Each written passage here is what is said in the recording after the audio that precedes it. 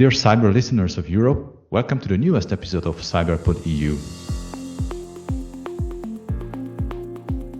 This is CyberPod EU, the European cybersecurity podcast powered by SOCWISE. I'm Greg Leszku, your honored host, and today we prepared with another trusted advisor of his expertise area. As you all know, we have a new wave of regulation across EU, which one Germany, for instance, did really take serious by preparing a series of regulative changes. The partner of Valantic, Mr. Thomas Lang, is our guest today, whom many of you may remember because we had him in the show, and many of you reflected that they enjoyed the episode with Thomas about NIS2 and cyber stories. So we agreed that we have a second round together around actually the same topic, but with the current scene, the current news. Hello, Thomas. I'm so happy to have you here. How are you? Hi, Greg, and good afternoon. Good to see you again and good to talk to you again about that interesting topic in maybe interesting times. Let's see. Thank you very much. It's going to be interesting because we had some chat before starting the record button, and it turns out that we have very interesting news regarding NIS2. So I can't wait until it, but I should keep to the normal way of recording. So let's start with some introduction. How about that?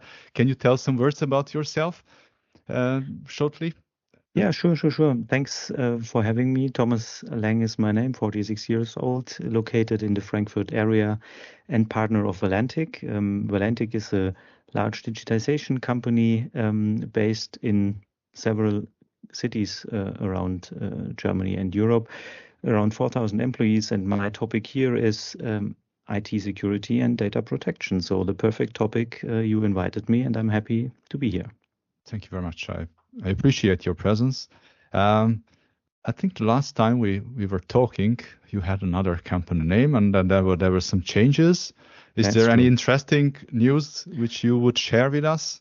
Yeah, only if someone maybe remembers me from the last time and asked, oh, did he change his job? No, he didn't change the job, because also last time when our company name was Intargia, we already have been part of Valantic, and just in this year we changed our name to be part of the family and to reflect the size of the company. So Valantic or Intargia is part of Valantic, and that's why we changed the name.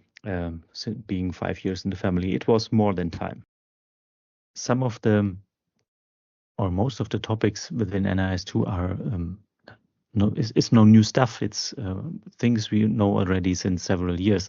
But there are also some new things out there. For example, in the last month, we are talking a lot about threat intelligence, which is more and more important to our customers, and they are coming to us and asking, what can we do about threat intelligence and darknet monitoring? Large companies, enterprises are doing this since years, but right now it was too expensive for smaller companies. And this is the reason why we are working in this area, which works for our customers pretty well and gives more insights, at least for C-level and CISOs and IT responsible persons in companies. This is something new we recognized right now out there. And may I ask, how does it actually look like from the perspective of a CISO of a middle-sized company? What do they get as a service? Yeah, sure. There is one part of it. It is classical darknet monitoring, where you can buy also a lot of tools out there, looking in darknet sales offerings for passwords and usernames, for example. But it's a lot more tooling our experts have here. We do have SOC operators or hackers, former hackers, white hat hackers for sure, and they are sitting together and looking for open source intelligence information, and are thinking about how could we secure the customers if we look from an outside perspective, from the perspective of an attacker, and how what could we find and what hints could we give to customers so that they can secure their environment. So it's a lot of tools. And it's we call it human powered, because without the humans behind it doesn't work. So it's perfectly tailored for Absolutely. the customer, and then you take a look which tools and which solutions, which kind of expertise may lead us to the best understanding of the current threat exposure. And That's great. And this is the reason why we as a management consultancy are asked about that service, because usually won't expect that we do this, but this is the reason. It is tailored, it is tailor-made, it is human-powered, and this is the reason why companies are coming to us and ask for that service.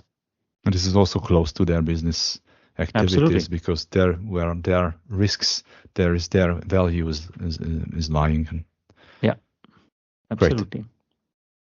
Thank you very much for sharing this. I think this is very nice to see that that your organization is in development, and there is a future of the cybersecurity consulting for such an expert company like yours in Germany.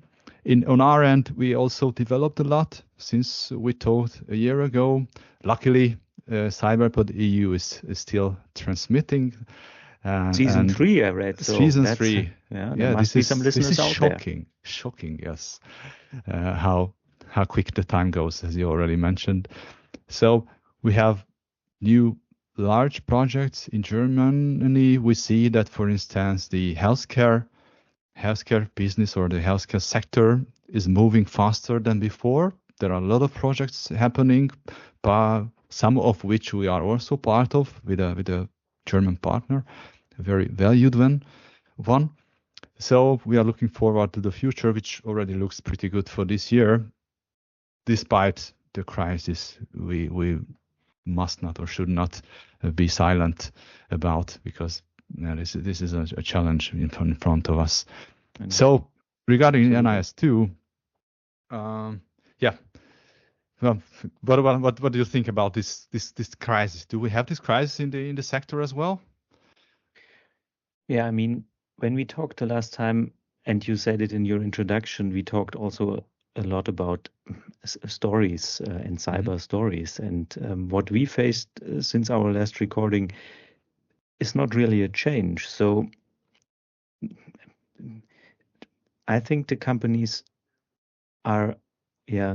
should prepare a lot more for what we are facing right now in terms of security. And those, I would not only say a crisis around Europe, it's also a threat what we see right now outside of the cybersecurity landscape, but it turns out to affect also the companies and their security and IT environment. So I don't really see why companies are not moving faster in here. And that's the topic why we are talking, I think. And maybe it's a perfect time to remember the listeners about why it is a good idea to do something about security. I fully agree. And also this NIS2 regulation should give us a chance, a new hope, with Star Wars terms. Yeah, last time I think we talked about that it is a chance to have one legislation in Europe which is the same, and to see us as one big development or one big area in Europe developing a standard for the world. But now we have also bring it to life, and what's in the NIS2 regulation is more, to be honest, common knowledge about security. There's nothing really new in it in terms of what companies should implement. It's time to do it and to bring it forward. I agree. I just looked around a little bit in Europe. Maybe you also have a view about this. What I think we will agree on is that the countries within the EU has totally different strategies to address this. Some are early birds, but I guess the majority is still lagging behind regarding the expected time of coming out with the new regulations, local legislations. It is true for instance in Hungary. We see that, for instance, in Belgium they are a little bit ahead. As I just heard from you, there are Austria. They are a bit further. What's your view on that? Do you have a little bit more information as part of an international business? I don't have a real comparison. It's more what you hear in a daily chat with colleagues. And if you would have asked me that question last week, I would have said that, to my view, we in Germany, for example, are a little bit ahead as well in terms of that we have already a draft version of how the law could look like. There is not really a time plan, but until October it should work out somehow. So, but I had an interesting meeting last week in Vienna, where we had also some people from Hungary, from Romania, from Poland, and Austria as well, for sure. And what I heard there was that really none of those countries are prepared. In terms of Hungary, you can or have some more insights than I do. But Austria, for example, they stated that their first draft version of the law is also ready, even if it comes out or came out some days behind the deadline they had. So they also do not know what will happen until October 17th. Will the law be ready or will it not? Because it came out some days too late. That's what I hear from a European point of view. But to be honest, I don't have any insights regarding Netherlands or Benelux or France, Spain, the other big countries. I'm not sure if you have some. Not so much detailed as from Hungary. Regarding Hungary, as you mentioned, we are, I guess, in the same situation that the drafts, there were 3 different drafts publicized. We know now also the detailed expectations from the regulation, but the law has not yet been published. So it did not came into effect, so we cannot really know what the time is when we will have to comply and what should we advise our customers, our partners. However, the European level regulation is ready, and it should be, all these local laws should be out by October. If I remember right, we should already have these responsible persons assigned by every customer or every company. But what's the case from Germany? Or in Germany, I can't wait for this. Yeah, so as I said, the first draft was there, and there are some obstacles in there as well. For example, as far as I can see, the security area can't understand why, for example, the local authorities are not or should not be part of NIS2, but that's something within the law and which the law keeper has to decide how it should be. But the most critical news we received from Berlin, from our government, is that one of the major players in the ministry is retired some weeks ago, and this happened really in short term.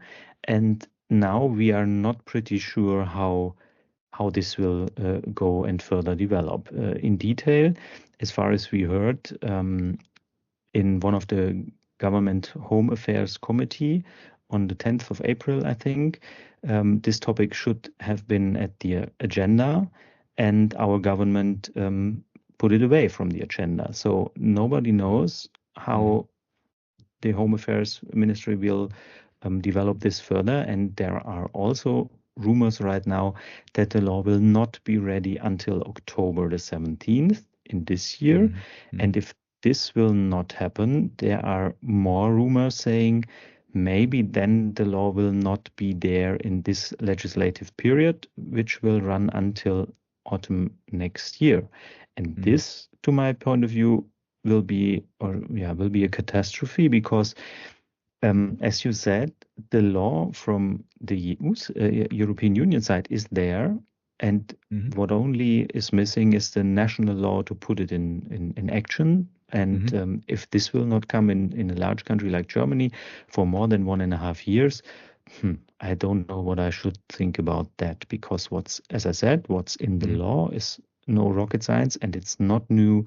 The companies just need to deal with the security topics. And my hope was that with that law, it will come to the agenda of the C-levels, and if this law will not come like expected, probably they will postpone it from the agenda, which is not a good idea in terms of raising the level of security in the country and over the companies in the countries. That's amazing, and it also will have an effect on the whole European area, especially Hungary. The number one economical partner of Hungary, for instance, is Germany.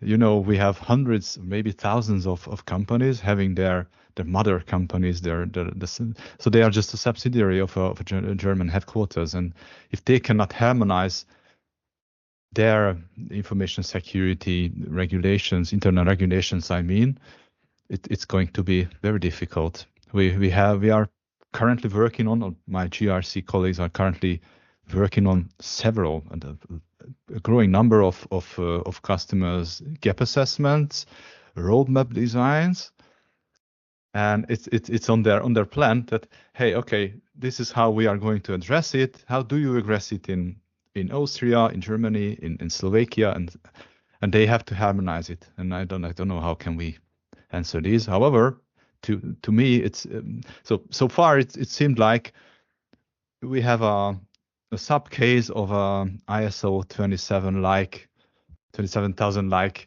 framework. So it's not that challenging. Do you agree that? As I said, to my point of view, what's the requirement coming out of NIS2 for the companies is nothing new. It's nothing horrifying.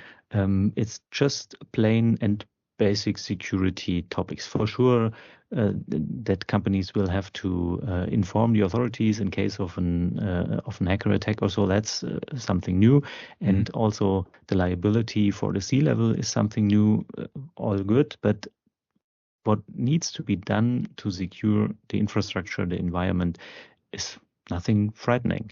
And I read about a study the European-based company EZ did, and there over 60% of all interviewed companies said that they not have a basic security setup in place. And this is something for sure, and to my point of view, a region and an important economic region like Europe could not afford. This is not something we can go with to the market and be prepared for what's out there right now. For so many reasons. Just Absolutely. Defense is just one, as we see that the international situation is getting worse. Also, the rise of AI tools and easily accessible ransomware teams or new wave of tools are just coming up. So we have to take it serious. I think that we have now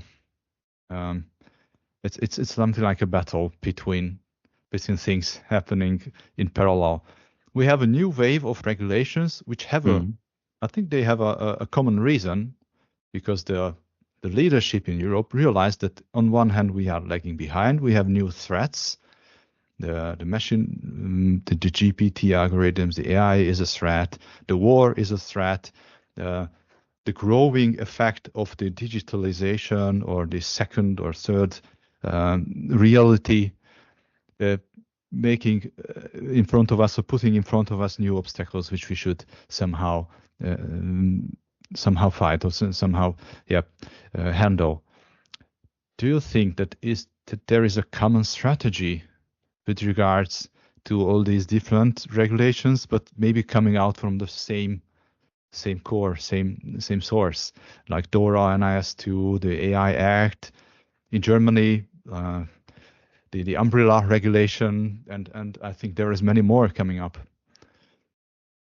I'm not sure if there is a common strategy behind, but to my point of view, it's clear that seeing the need of regulation in that part is not a bad thing. I also have to admit that regulation for at least companies in Germany is a big hurdle right now. So every law more is or might be a problem. But talking about NIS2 and DORA, for example, and DORA is, to my point of view, more for the regulated and financial areas important. But what's in there is also not new in the case of, this is something we never should have thought about before.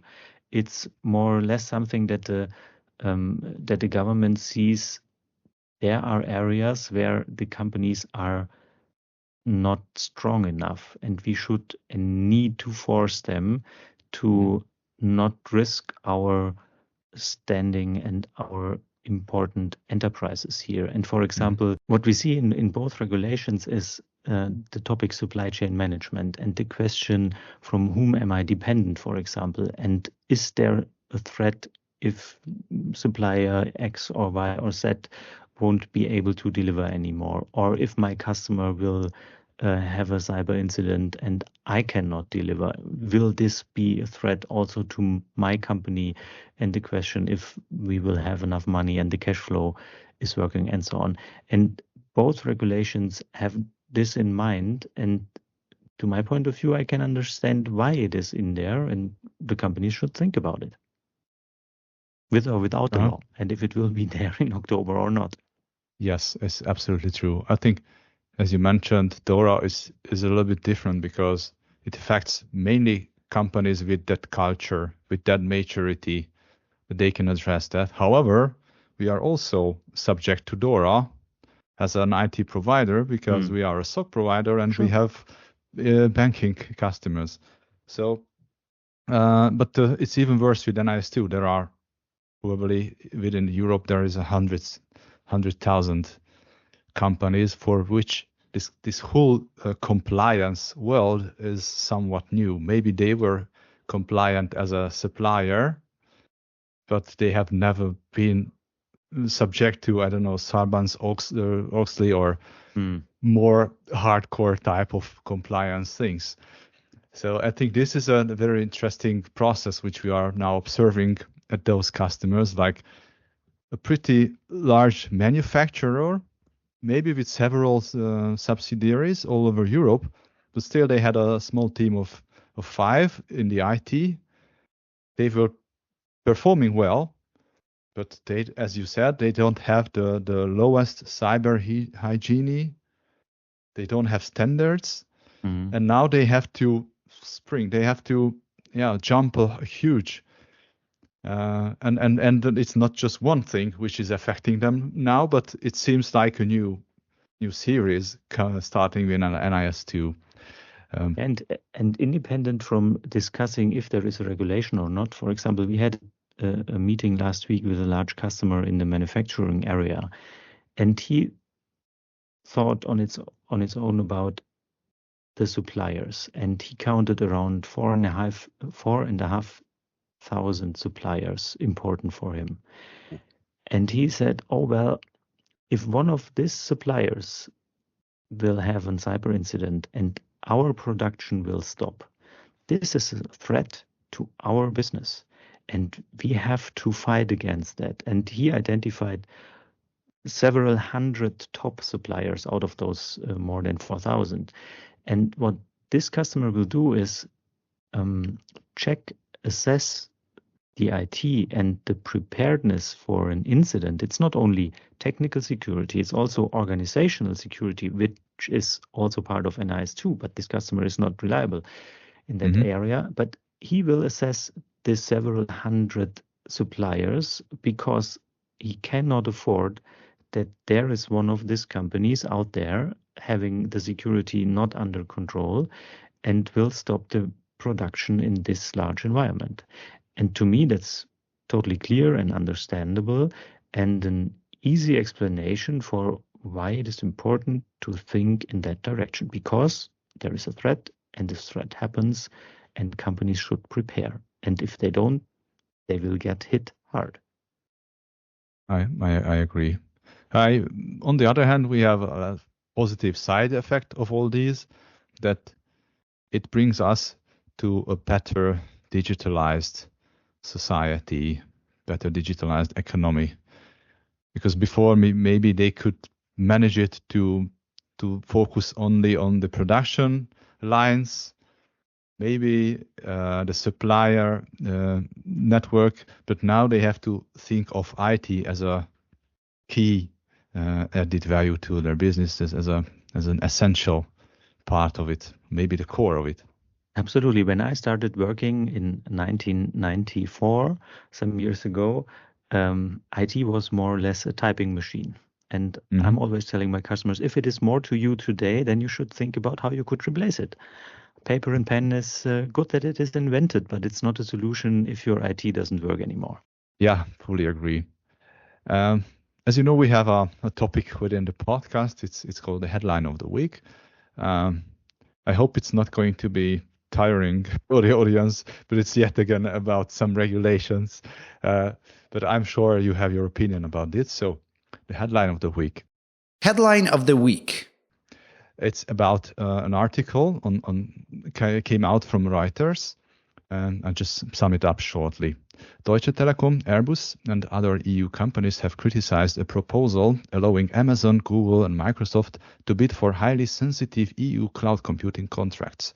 The proposal concerns a certification scheme for cloud security. It removes sovereignty requirements, raising concerns about the data access by foreign governments. EU companies urge inclusion of EU HQ and European control requirements. The proposal will be discussed by cybersecurity experts, potentially leading to adoption by the European Commission. The lack of sovereignty clauses could hinder EU cloud providers against US rivals.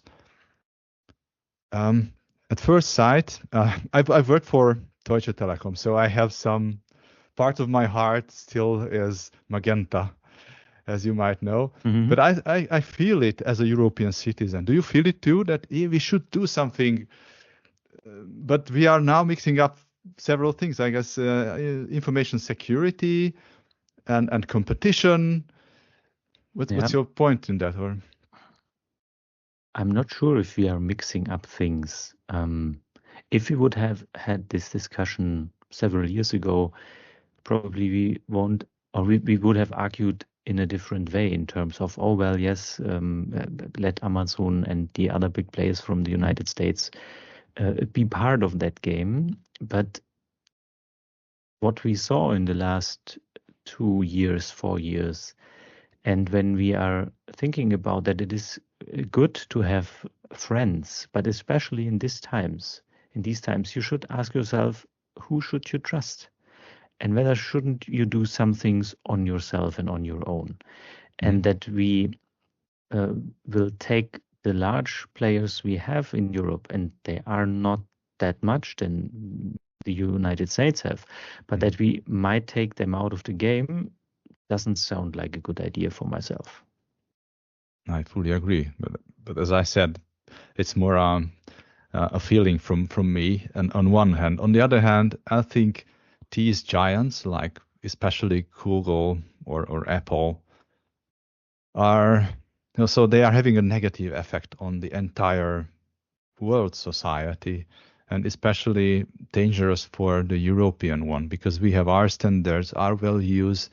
They may not behave like a European company, and it's only the question of how can we protect these values, let them be economical values, or even like freedom of speech, or less or softer parts, or softer aspects. And they are not that soft anymore, I think, those aspects. Freedom of speech is just one part of freedom. And we are not talking only about freedom of speech in these times, I think. I'm afraid of. Yeah. So it's absolutely okay to raise those questions and to discuss how the market in Europe could look like, and what could we do on our own, what should we do on our own, and where. And it's the same discussion as in the defense area, for example. Where should we be a little bit more mature in Europe? It's not about that we are saying there must be the next Google out of Germany or Europe. I don't have something against it, and I'm also happy to work with the friends from the United States. But we should not, as you said in your headline of the week, we should not hinder that European partners could be part of the game as well. I fully agree. Even another effect of such large enterprises is that within the cybersecurity area, we see a good startup coming up. They have a good solution, a good product, but they will be just bought up by a company like Google, and then they disappear, or they just built into a huge portfolio, and then we lost worldwide, not even in Europe, but we lost this opportunity to develop and to create competition. And when there is no competition, at the end of the day, by Darwin law, we're gonna die out, and we don't want this. So, especially in Europe, we want to survive, I guess. Yeah, and we need to. There is no way we can go, not north, west, south, or east. We need to stay where we are. And actually, I like Europe. It's a nice place to live. Absolutely. And this leads me to my last and much lighter topic. Is football. European Championship is coming up, and I thought of addressing this topic too with you. Are you a football fan? I have to admit this is not my area of competence and expertise. For sure, when we are talking about the Euro 2024, this is something I will be in front of the television because it's 18 years ago when we had this so-called summer fairy tale here in Germany with the championship, the World Championship in our country, and this was an interesting spirit in our country, and especially in those times we have right now, another summer fairy tale would be pretty good, and some good games of European friends against each other could be good for the spirit, I think. Yeah, I agree. I really look forward to it, but it's no secret. I like. So furthermore, I love football. I even played, and I can't wait for this match between Germany and Hungary. It's gonna be fun, I'm sure about that. But here we have the Olympic Games even in this summer, so we have a lot to look at. For all the sports fans out there. And that's also in Europe, so it's going to be a busy summer. A lot to come. Hopefully, with only just so positive things happening around us. Absolutely, we should look positive into it. Great. So, if you have anything more to tell about the recent actions or news regarding NIS2 or any other topic you would like to, I'm open to it. Do you? For the moment, I would say we covered the recent development. Nothing to talk about what's in the legislation because I think we covered that already in our last topic and also today. All old stuff, just do it, be more secure and prepared. Now the interesting part will be what our politicians will do with it, and hopefully they will not lose the speed and will give the picture to the people and the companies out there that it is important to care and it's not something only the IT department needs to do. It is important that also the C-level covers this topic because the eyes will be really red and crying if something bad happens in terms of a cyber incident. I saw this several times, and I could explain that you should avoid it if possible and just do something against it. It looks like that we have a chance now to talk to our industry, and let's see how strong we are together, and if our voice can be heard from politicians and leaders of Europe. Yes, we fully agree, I guess, thousands or tens of thousands of experts all around Europe that this must be done. This is for our essential healthiness and the survival, as we use the words. So I'm looking forward to any feedback from our audience. How can we push our kind politicians, our nice politicians forward. Yeah, and any hint is highly welcome. Great. So thank you very much again, Thomas. I really enjoyed this conversation. I'm looking forward to any potential next occasions with you. Let's see. Thanks a lot, and all the best for you. Thank you. So, dear listeners, I hope you enjoyed listening, and I'd like to see your comments and suggestions. You find me on LinkedIn or through the SOCWISE webpage. And thank you for being with us. I hope you joined it. And remember, stay secure. Prevention is the best, but detection is a must. This was CyberPod EU, the European cybersecurity podcast powered by SOCWISE.